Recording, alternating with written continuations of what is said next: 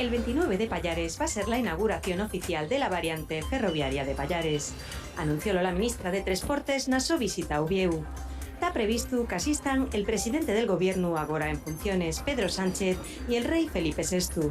Les obres duraron 20 años y la inversión subió a 4.000 millones de euros. Ya puede circularse pel tercer carril de la autopista Y entre Matablina y Yugones.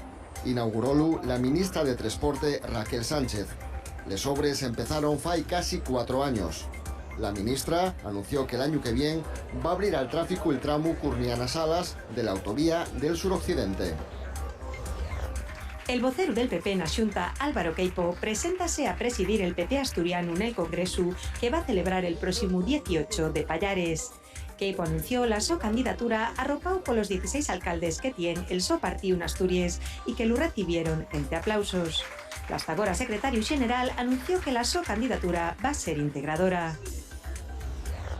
El Concello de Xixón prepara un acuerdo el año que viene para la compra de los terrenos de Naval Xixón que pertenecen a la autoridad portuaria. Las negociaciones ya empezaron. El puerto espera tener en aviento la tasación de los terrenos. La alcaldesa confía más en poder hacerse con el 40% que pertenece a Pimar. Unos lladrones robaron más de 200 metros de canalones y baixantes de cobre del Campus Santu de Cangues de Arriba en Cangues d'Onís. Además, provocaron desperfectos en 500 nichos, justo unos días en que los vecinos saberen a limpiar antes del día de la festividad de Todos los Santos. Los Reyes de España ya están en Asturias.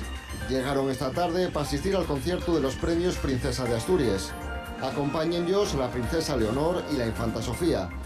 Primero que ellos llegó el último galardonado en facelo, el premio de los deportes Eliud Kipchoge.